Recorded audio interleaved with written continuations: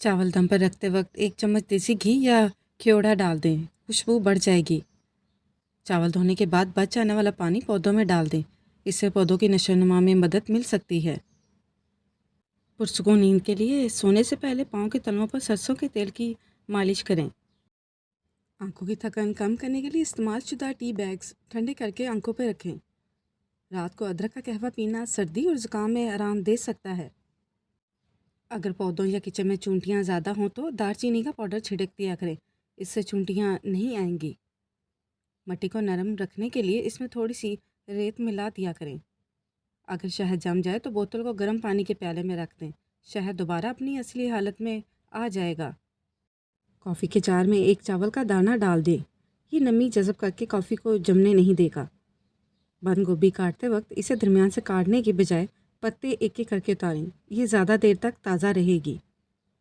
डब्बों से सालन के पुराने दाग ख़त्म करने के लिए इन पे नींबू और मीठा सोडा डालकर रगड़ें। करेले काट कर दही के पानी में भिगो दिया, कड़वाहट काफ़ी हद तक कम हो जाएगी और जायका भी बेहतरीन हो जाएगा। आलू और प्याज को कभी एक ही टोकरी में ना रखें, प्याज से निकलने वाली गैस आलू को जल्द ख़राब कर देती है। गोश्त जल्द गलाने के लिए इसमें कच्चे पपीते का एक छोटा सा टुकड़ा शामिल कर दें। टमाटर के ऊपर हल्का सा प्लस का निशान लगाकर गर्म पानी में डाल दें, छिलका आसानी से उतर जाएगा। एलोवेरा के पौधे को ज़्यादा धूप की ज़रूरत नहीं होती, इससे सायादार जगह पर भी रखा जा सकता है। पुदीने के पत्ते धोकर 1 मिनट के लिए माइक्रोवेव में रखें, वो खुश्क और करारे हो जाएंगे और बाद में इस्तेमाल करने के भी काबिल रहेंगे। 1 प्याले में सिरका और डिश वॉश साबुन मिलाकर रखें, मक्खियाँ इसमें फंस जाएंगी। दाल भिगोते वक्त 1 चुटकी मीठा सोडा शामिल कर दें, दाल जल्द गल जाएगी। पॉपकॉर्न बनाने से पहले मकई के दानों को पानी में भिगो दें, वो ज़्यादा अच्छी तरह फूलेंगे। अगर हाथों पर मिर्च लग जाए तो उन्हें ठंडे दूध में डुबोएं या चीनी रगड़ें, जलन ख़त्म हो जाएगी।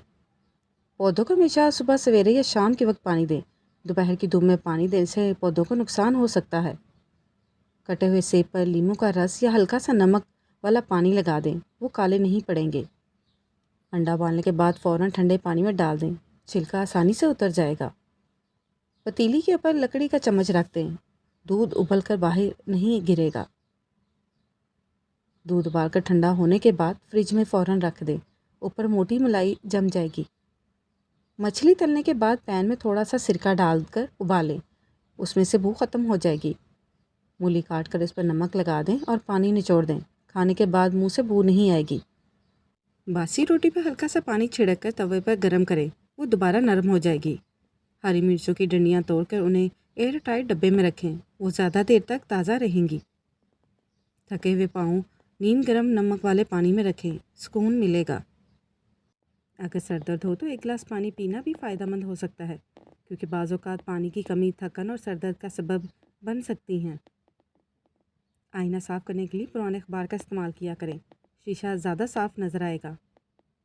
अगर जूतों की पॉलिश ना हो तो केले के छिलकों का अंदरूनी हिस्सा जूतों पर रगड़ें, जूतों में चमक आ जाएगी। खिड़कियों के बाहर पौधे रखने से घर निस्बतन ठंडा रह सकता है।